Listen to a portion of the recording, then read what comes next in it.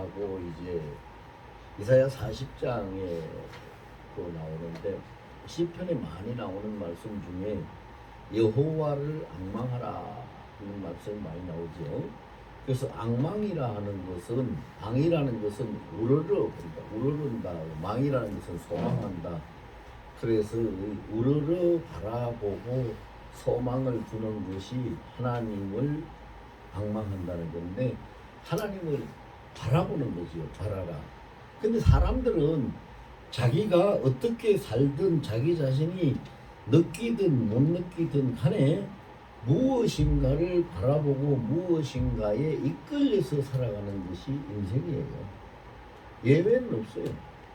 그래서 보면은요, 어떤 사람은 그냥 평생 일평생 남편만 바라보는 사람, 일평생 자식만 바라보는 사람, 일평생 돈만 바라보는 사람, 일평생 명예만 바라보는 사람, 뭐 여러 종류로 바라보는 게 많아요.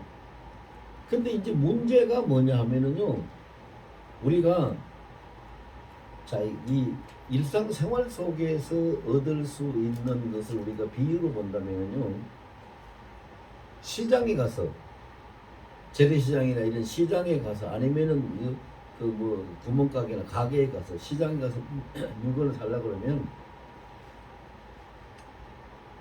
오뎅을 하는 사람은 오뎅 가게 가야 되고, 타올을 하는 사람은 타올 가게 가야 되고,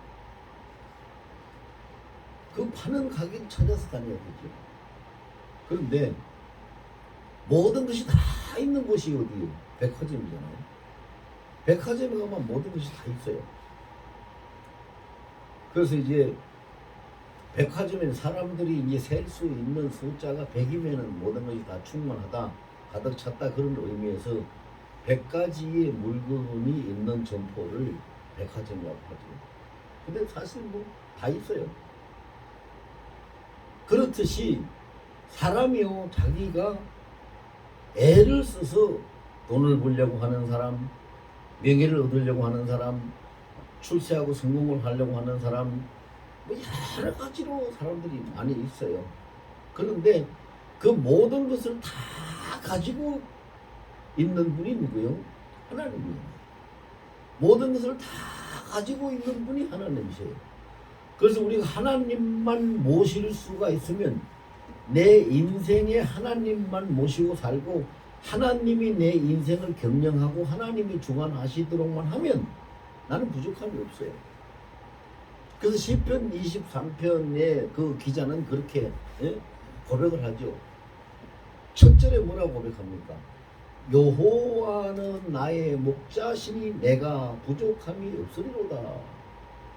하나님만 모시고 살면 그 하나님 안에 모든 것이 다 있으니 부족함이 없다. 그래서 그 쭉 노래를 하잖아요. 무슨 노래를 합니까? 그가 푸른 풀밭에 나를 이끄시고 쉴만한 물가에 누이시고 내 영혼을 소생시키시고 자기 이름을 위해서 의의 길로 인도하시고 사망의 엄청난 골짜기로 다닐지라도 해를 두려워하지 아니하니 주께서 나와 함께 하십니다. 주의 지팡이와 막대기로 나를 안위하시고 원수의 목전에서 내게 상을 차려주시고 내 머리에 기름을 부으신 내 잔이 넘치나요. 내가 영원히 여호와의 집에 거한다고. 주의 인자하심과 그 선하심이 정녕 나를 따르니 내가 영원히 여호와의 집에 거하리로다. 그렇게 노래를 하더니 그 가사가 보면은 다 기록하고 있진 않지만 핵심적인 것을 다 기록하고 있는데 보면은 뭐예요?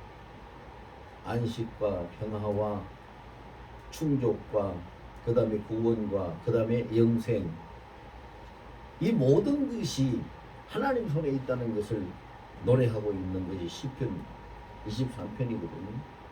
그러면 오늘 본문에 보면은요, 여호와를 잠잠히, 시편 23편의 시도 다윗의 시고 오늘 우리가 보고 있는 62편도 다윗의 시인데 똑같은 사람이 그 하나님 앞에 엎어 올린 시지요. 그래서 이 본문에서 이야기하고 있는 것이 뭐냐 하면은 오직 하나님만 바라보는 자가 되라. 하나님만 바라면은 아무것도 부족함이 없는 인생이 된다. 이제 그걸 이야기하는 거예요. 그래서 인생이 이제 비유로 이야기하자면 목마를 때마다 물을 한 잔씩 구해서 먹지 말고 샘을 파서 가지라는 거죠. 샘을 파서 가지면 물은 뭐 한 잔씩 받아봐야 한 번 먹고 나면 없어지는 거죠. 빈잔이 되면 물이 없어요. 근데 샘을 파서 샘을 소유하게 되면 언제든지 먹고 싶을 때 물을 먹을 수가 있죠. 그러니까 인생이 승리할 수 있는 비결이 하나님을 모시고 사는 거예요. 다른 길은 없어요. 다른 길은. 왜 그런가? 어째서 그런가? 라고 따진다면 우리가 성경을 통해서 한번 생각하고 찾아볼 필요가 있지요. 하나님이 도대체 누구신데 그러냐? 하나님이 누구세요? 직접적으로 이제 우리가 생각할 수 있는 것이 이사야 43장 1절 말씀이에요. 이사야 43장 1절 보면 하나님 그랬어요. 야곱아, 이스라엘아, 이렇게 불러주시면서 하신 말씀이 내가 너를 지었다. 내가 너를 창조했다. 내가 너를 택했다. 내가 너를 지명하여 불렀다. 너는 내 것이다. 이렇게 말씀하는 것이에요. 그럼 하나님이 누구냐? 하나님이 나의 창조주고 하나님이 내 인생의 주관자고 하나님이 나를 소유하고 계시는 나의 주인이시다. 그러면 하나님이 나의 주인이시라고 하면 하나님이 나를 위해 뭐를 어떻게 하고 계시느냐? 어떻게 하고 계시는데 우리가 하나님을 바라봐야 되느냐? 그걸 이제 생각을 해봐야 되죠. 하나님이 우리를 위해서, 나를 위해서 뭘 어떻게 하시는가? 첫째는요, 이 삼남한상의 모든 걸 하나님이 창조하셔서 우리가 살아갈 수 있는데 전혀 부족함이 없도록 모든 것을 다 채워주신 분이 하나님이신데, 뭐 그런 건 모른다고 하더라도 사람들이요, 이 세상 사는 것이 하나님 은혜로 산다는 것을 인정하고 고백하고 살아가는 사람이 참 적어요. 아주 적습니다. 좀 우리가 말하기에 좀 부끄러운 얘기입니다만은요, 예수 믿는 사람도 심지어는 목회를 하는 목사들도 무엇이 일이 제대로 잘 되고 그러면은요, 자기가 노력을 하고 자기가 지혜를 짜내고 자기가 잘해서 또 운이 좋아서 무엇이 잘된 걸로 이렇게 생각하는데 그거 아니에요. 하나님이 하시지 않으면 이 세상, 이 땅 위에서, 이 우주 만물 가운데서 될 수 있는 건 아무것도 없어요. 성경이 뭐라고 해요? 너희가 아무리 애를 쓴들 너희 키를 한 년이라도 할 수 있겠느냐 그래요. 아이들이 저절로 쑥쑥 크는 것 같죠? 나이 먹으면서 크는 것 같죠? 하나님이 안 키워주시면 못 커요. 어림도 없어요. 우리가 살아가는 모든 것도 다 마찬가지죠. 그런데 시편 139편을 보면은요, 하나님이 우리에게 무엇을 어떻게 하고 계시는지를 너무도 자세하고 너무도 자상하게 우리를 살피고 계신다는 걸 기록하고 있어요. 시편 139편을 다 읽지 않더라도 1절에서 10절까지만 읽어봐도요, 하나님이 나의 모든 것을 감찰하시고 나의 눕고 일어나고 출입하는 것을 다 아시고 심지어는 내 생각까지도 아시고 내 혀속에 무엇 말을 품고 있는지 그 말을 품고 있는 것까지도 아시고, 그리고 내가 어디를 가든 땅 끝에 가든 바다 끝에 가든 어디에 가든 가는 데마다 하나님은 항상 그 자리에 계셔서 나를 만나 주시고, 그리고 이 세상 살아가는 동안에 하나님이 내 보호 울타리가 돼가지고 앞뒤를 다 깍 둘러싸시고 내 머리에 안수하셔서 하나님의 인을 치시고 복을 주시고 우리가 살아갈 수 있도록 하신다 하는 것이 시편 139편 1절에서 10절까지 읽어봐도 그 내용이 다 있어요. 그럼 우리가 뭘 바랄 거예요? 그 하나님을 바라봐야 되잖아요. 근데 우리는 지금 뭘 바라보고 있어요? 세상과 바라보고 있어요. 돈을 바라보고 사람을 바라보고 권세를 바라보고 뭐 이런 것 저런 것 바라보고 그러죠? 그래요. 하나님을 바라보고 살겠다? 뭐 예배를 드리고 설교를 듣고 성경을 읽고 기도하고 하는 시간에는 하나님을 바라보자 그러면 아멘 하겠죠. 또 내 생각에 또 하나님을 향해서 내 생각이 올려지니까 하나님을 바라보고 살아야 되겠다는 결단도 하겠죠. 그런데 실제의 삶 속에서 그것이 잘 실행되어지질 않아요. 왜 그럴까요? 뭐 때문에 그럴까요? 여러분, 한 사람이 어항 속에다가 물고기를 키우고 있는데 그 어항 속에 있는 물고기를 주인이 볼 때는 그래요. 너희들 내가 물도 고정적으로 갈아주고 산소 공급도 해주고 먹이도 주고 너희들이 운동할 수 있는 공간도 만들어주고 쉴 수 있는 그런 쉼터도 만들어주고 이렇게 다 해가지고 내가 너희를 키운다 그러는데 그 안에서 어항 속에서 사는 물고기는 주인이 자기들한테 그렇게 해주고 있다는 사실을 전혀 생각 못해요. 그냥 물이 있으니까 그 속에서 살고 먹을 것이 어디서 떨어지니까 그거 주워 먹고 그냥 그 속에서 그렇게 사는 것이지 주인이 그렇게 해주고 있다는 걸 모르죠. 몰라요.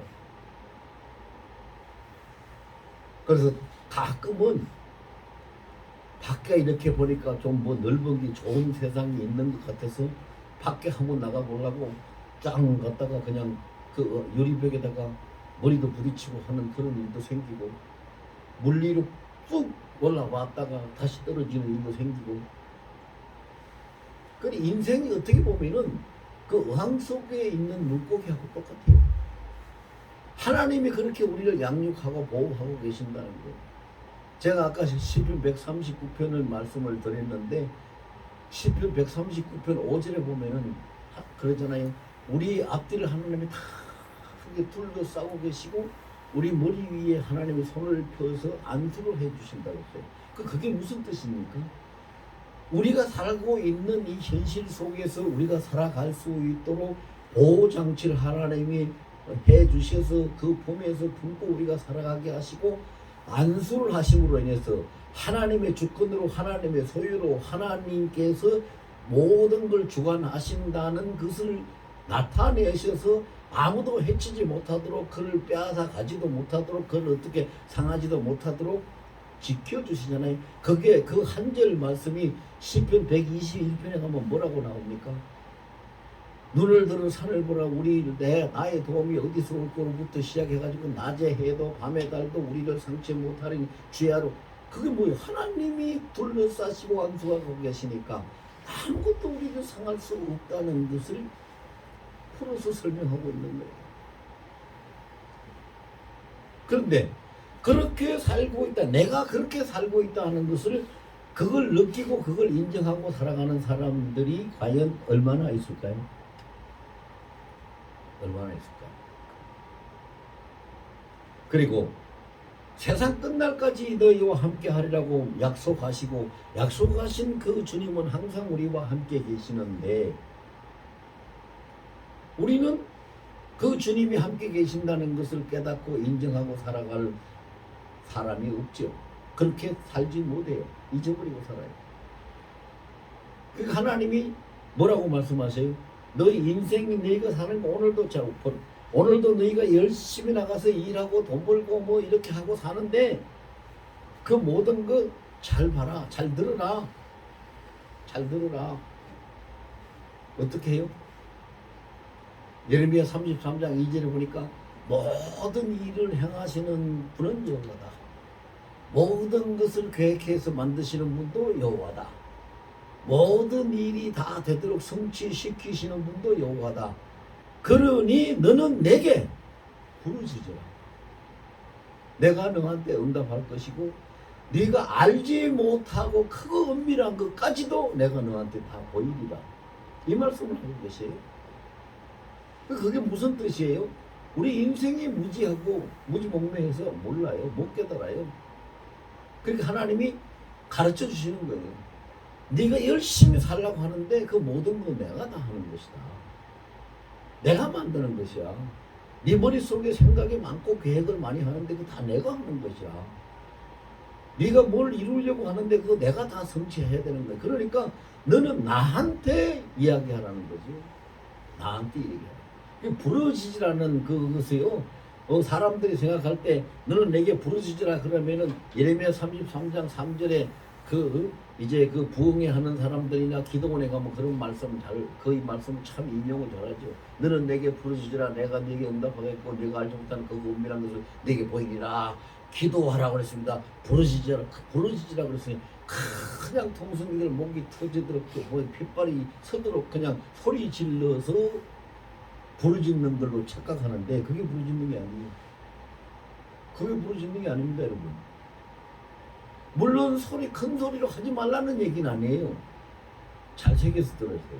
근데 부르짖는 것은 목소리로 부르짖는 것을 하나님이 말씀하시는 게 아니고 나의 심령이 나의 중심이 내 마음이 하나님 앞에 다 쏟아지는 마음의 상태에서 부르짖는 거예요.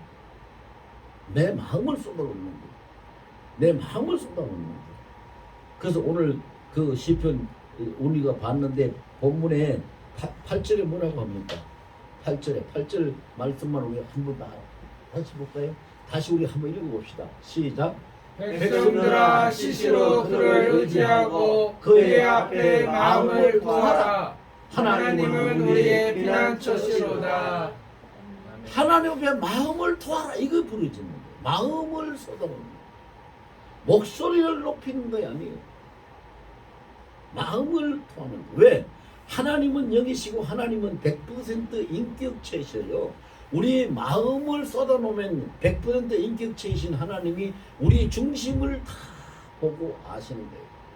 그래서 하나님 앞에 쏟아놓는 그 마음, 그 중심을 통해서 하나님이 응답을 하시는 거예요. 그러면 누가 하나님 앞에 마음을 쏟아놓을 수 있을까요? 누가? 이 문제는 이거예요.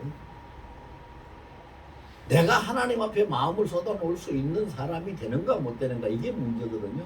누가 쏟아놓을 수 있을까요? 하나님의 언약을 그 말씀을 100% 믿을 수 있는 사람, 하나님을 바라보고 소망을 둘 수 있는 사람, 하나님이 함께 하시고 하나님께서 모든 것을 이루고 계신다는 것을 확신하고 나의 모든 것은 지금은 내 뜻대로 안 되더라도 지금은 나한테 어떤 어려움이 있을지라도 하나님이 말씀하시기를 로마서 8장 28절에 하나님을 사랑하는 자 그 기뻐하시는 뜻대로 부르심을 입은 자들에게는 모든 것이 합력하여 선을 이루느니라고 하셨으니 나는 하나님을 사랑하고 하나님이 나를 기뻐하시는 뜻대로 부르셔서 그 품에 품으셨으니 나를 둘러싸시고 내 머리에 안수하셨으니 나의 결과는 반드시 합력해서 선을 이루어 가시는 하나님이라는 것을 인정하고 받아들이고 믿을 수 있는 사람이 하나님의 마음을 토할 수가 있죠. 그것이 아니면 하나님의 마음을 토한다는 건 안 돼요. 안 됩니다.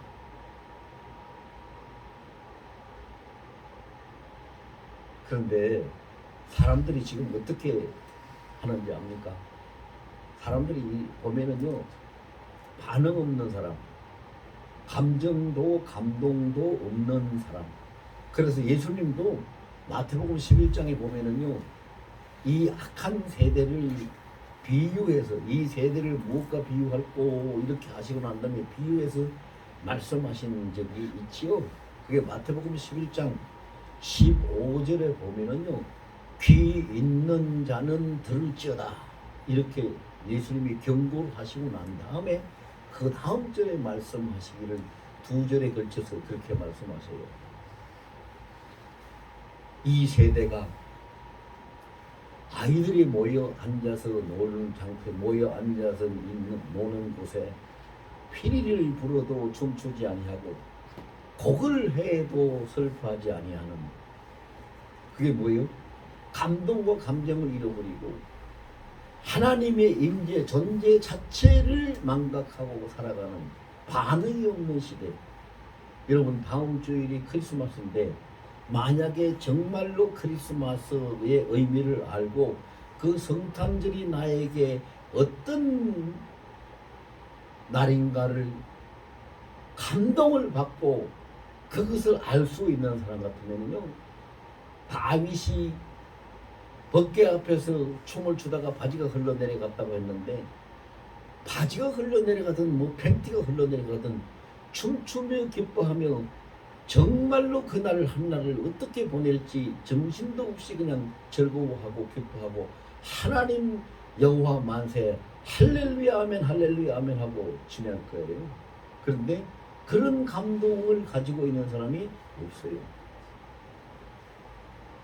성탄절이네. 교회에서 성탄절 예배 드리는 날이지. 그러고 넘어가죠. 그러고 넘어가요. 그러니까 그 주님 앞에 마음은 토하지를 못해요. 토해놓지를 못해요. 그리고 이제 보면은요, 로마서 8장을 보면은 마음을 토할 수 있는 자가 누군가. 로마서 8장 우리가 15절부터 17절까지 보면은 그런 말씀이 있어요. 하나님이 우리한테 하나님의 아들이 될 수 있는 양자의 영을 부어주셨다고 했어요. 그래서 우리가 하나님을 아바 아버지라고 부르게 만드셨어요. 그렇게 자격을 주셨다 이 말이에요.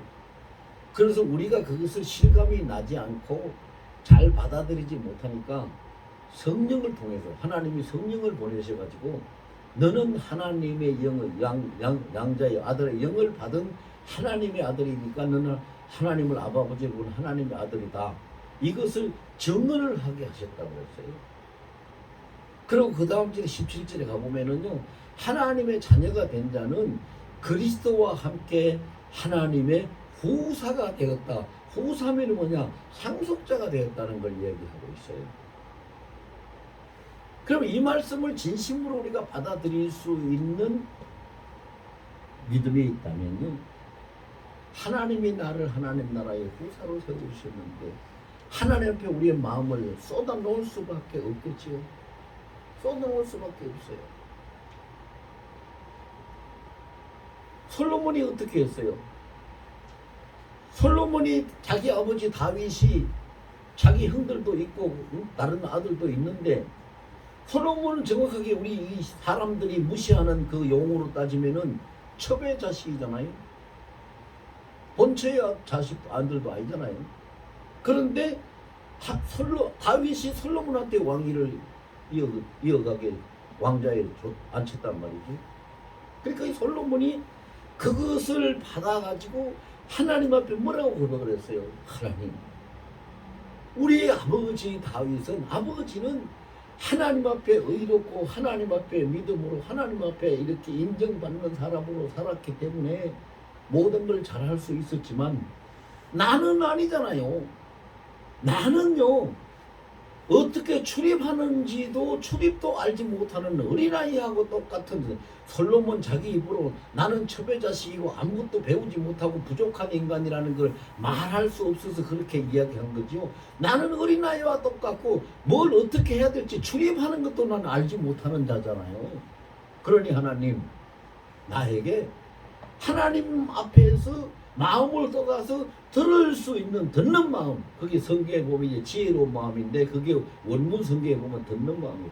듣는 마음을 주셔서 듣고 하나님이 내게 맡겨주신 그 백성을 잘 이끌어 갈 수 있도록 해주시면은 좋겠습니다. 그걸 얘기했어요. 그걸 그냥 얘기한 것도 아니에요.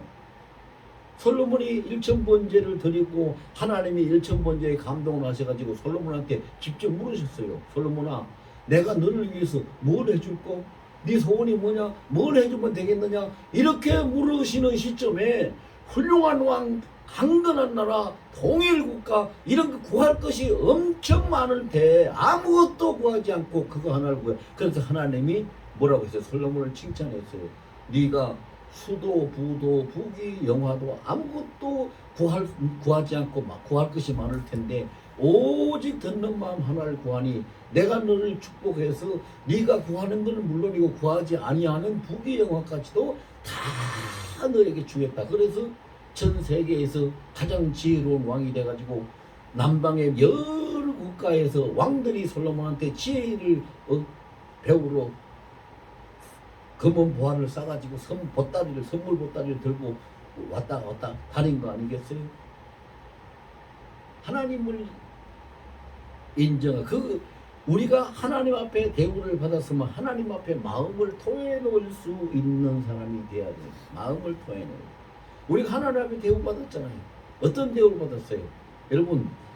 여러분이 그걸 생각을 하든 못하든 인정을 하든 못하든 간에 기정된 성경에 기록된 것은 절대로 한 1.1획도 마태복음 5장 18절에 그랬어요. 1.1획도 없이 모든 것이 그대로 다 이루어진다고 그랬어요. 근데 성경에 뭐라고 기록되어 있어요? 우리는 예수 그리스도의 신부라고 그랬고 우리는 그리스도와 함께 보좌에 앉아서 세세무궁토록 왕노릇 한다고 그랬고 우리는 하나님 나라의 상속자라고 그랬고 우리는 천국의 기업이라고 그랬어요.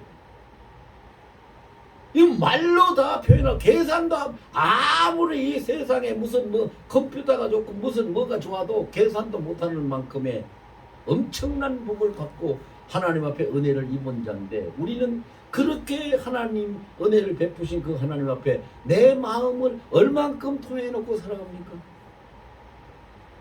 얼만큼 토해놓고. 그래서 세상 사람들이 뭐라 그러는지 아세요? 세상 사람들이 말하는 것 중에 좋지 못한 말 중에요. 머리 금은 짐승 거두지 말라고. 그 누구예요? 인간 구제하지 말고 거두지 말라는 얘기죠.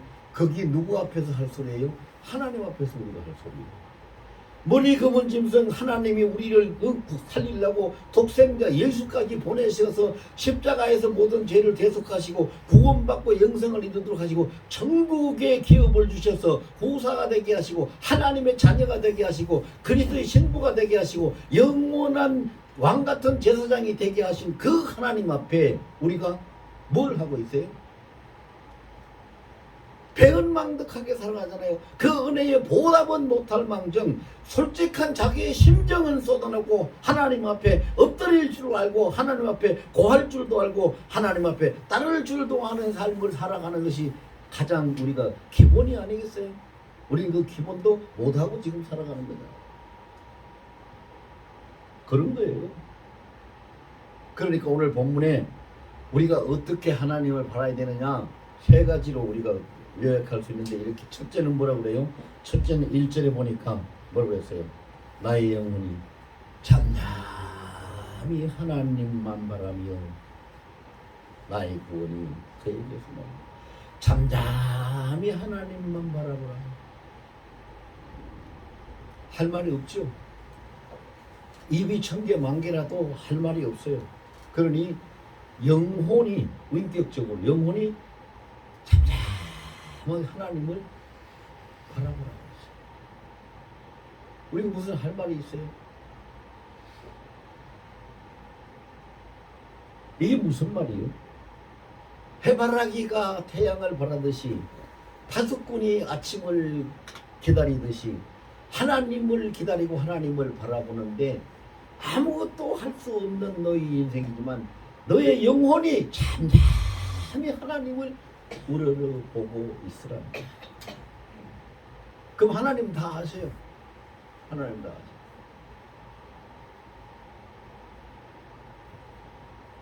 그전에요, 이게 우스운 얘기 같지만 그전에 저한테 상담하러 다니는 사람들 중에 몇 사람이 한 두세 사람이 그런 사람이 있었어요.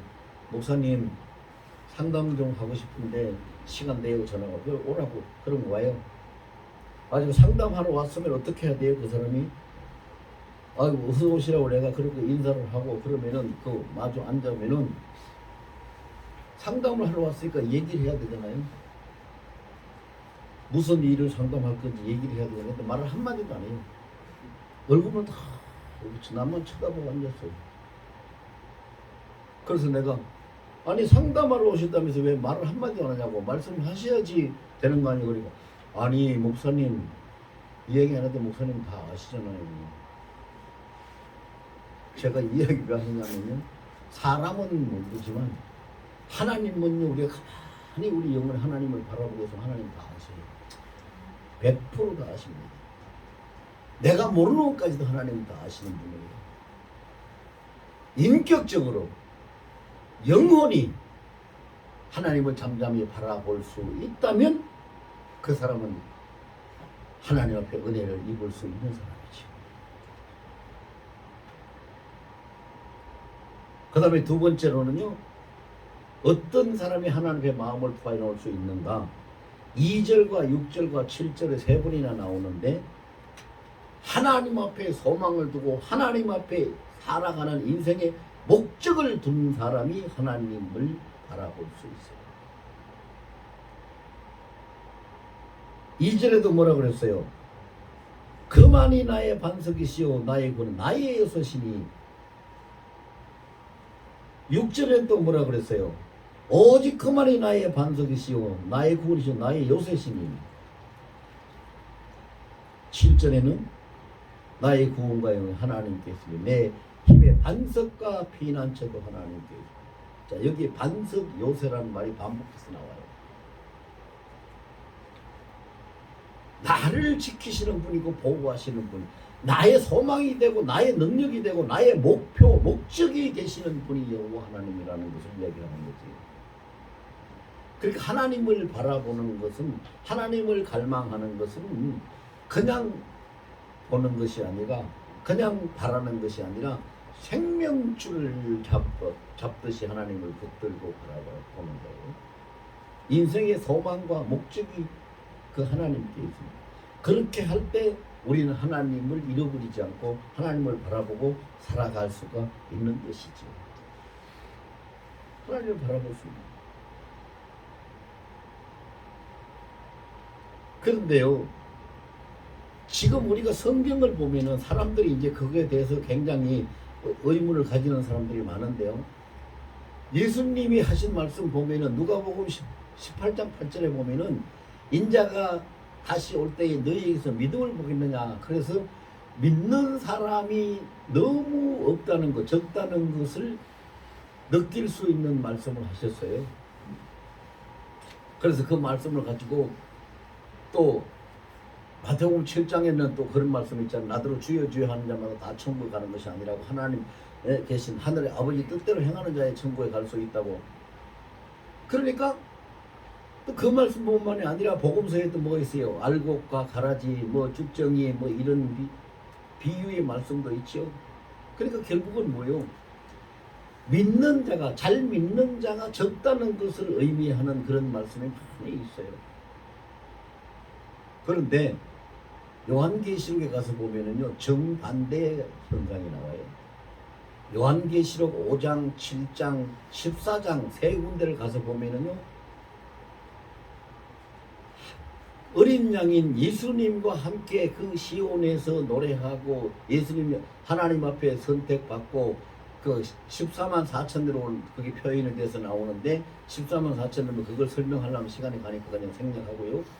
그런데 뭐라고 나오냐면은 그 예수 어린 양과 함께 시온에서 노래하는 그 숫자가, 그 허다한 무리들이 셀 수가 없더라. 세지 못할 만큼 된다고 얘기했어요. 그리고 사람들이요, 그걸 가지고 도대체 왜 하나님 말씀이 앞뒤가 틀리냐, 믿음을 볼 수 있는 자가 없다고 해놓고 여기는 또 믿는 자가 셀 수 없이도 많다고 하느냐. 그러니까 뭐 신천지고 뭐고 이단들은 또 그거 하나 가지고 또 건수 잡았다고 또 얼마나 지들 나름대로 그냥 까불고 그냥 입을 놀리면서 사용을 합니까? 그래서 신천지는 우리가 14만 4천원이야, 여호와의 정인도 우리가 14만 4천원, 참 웃기는 얘기들 하면서 다니지요. 그러니까 너들 기성교회 너들은 아무것도 아니다. 그게 그런 말씀이 아닌데 그 사람들은 그렇게 그걸 사용을 하는 거지. 그렇게 사용을 하는 거지.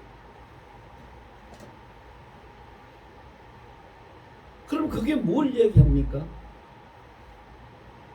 결과적으로요. 하나님이 택해서 하나님이 구원하시고 하나님이 시온에서 그 새로운 노래를 하게 하신 그 숫자는 이 세상에 아무도 아는 사람도 없고 셀 수도 없어요. 그건 하나님만이 아시고 하나님만이 셀 수 있는 숫자예요. 그 사람이 못 세죠. 알 수도 없어요. 예수님이 재림하는 날도 아버지만 아시고 나도 예수님 나도 모른다고 했는데 예수님 재림하시는 날도 그렇지만 하나님께 구원받고 천국에 올라가는 자 천국의 그 상속자로 하나님 전에 보좌에 가는 자는 아무도 몰라요. 하나님만이 아세요. 계산할 수 없어요. 셀 수도 없어요. 그런데 하나님이 분명히 뭐예요? 요한계시록 7장에 보면 한 사람 한 사람 하나도 빠짐없이 일일이 개개인을 전부 다 이마에다가 인을 다쳐요. 그리고 14장에 가서는 또 뭐라고 했는지 아세요? 그 인맞은 자 그 14만 4천 외에는 시온에서 부를 수 있는 이 노래를 배울 수 있는 자 아는 자가 아무도 없다고 그랬어요. 그러니까 이건 뭘요? 하나님의 절대적인 주권이고 하나님에 의해서 구원받고 하나님만이 아시는 일이고 하나님만이 행하시는 일이라는 것을 말씀하고 있는 거죠. 그게 숫자 노름으로 너무 많아서 못 센다는 뜻으로 한 거냐 아니에요.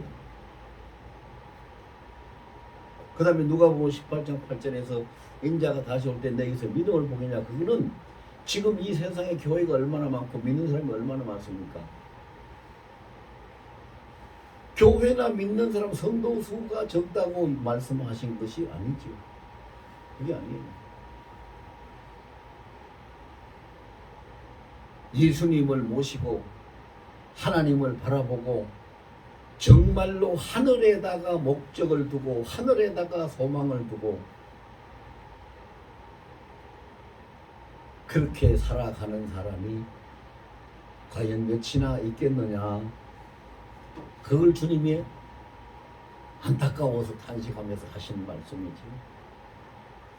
교회 다니고 쉽게 얘기하면 요즘 말하는 기독교인 크리스천들이 숫자가 작다는 얘기가 아니에요.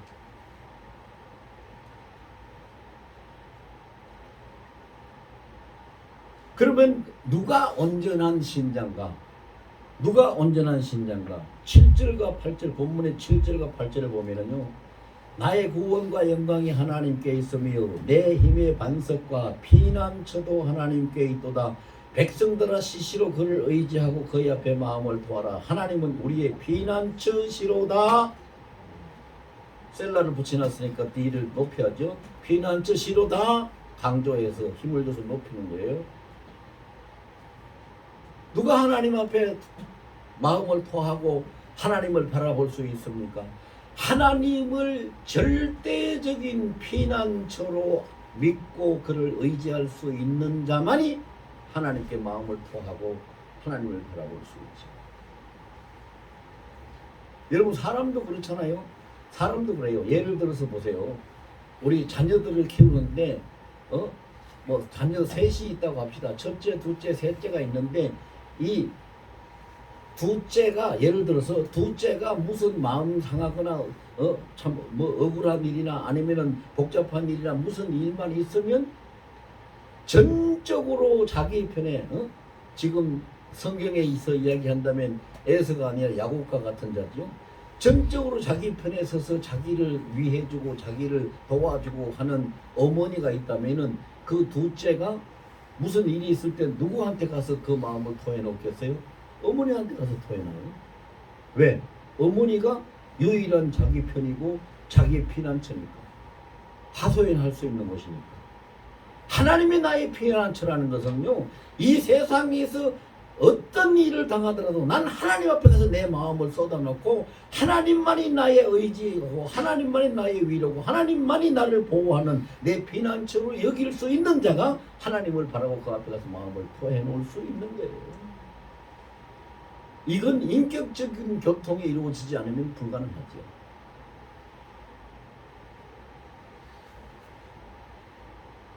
자, 이제 아주 쉽게 생각합시다. 아주 쉽게.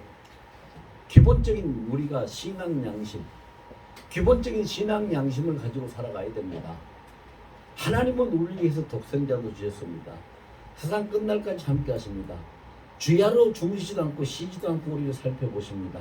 그리고 우리를 절대적으로 보호를 하시고, 그리고 우리를 인을 치시고, 그리고 최종적으로 하나님 나라의 천국에 우리를 후사로 삼으시고, 모든 것을 우리에게 다 베풀어 주셨고 우리한테 다 맡기신 분입니다. 그렇다면 최소한 우리가 신앙 양심을 가지고라도 하나님을 바라볼 수 있고, 하나님 앞에 나의 진심을 토해낼 수 있고, 하나님을 나의 소망으로, 하나의 목적, 인생 살아가는 삶의 목적으로 살아갈 수 있는 것이 가장 기본적인 신앙 양심을 지키는 길이 아닐까요? 그렇게 살아갈 수 있기를 소망합니다. 우리 모두가 그렇게 살 수 있기를 예수 이름으로 축원합니다.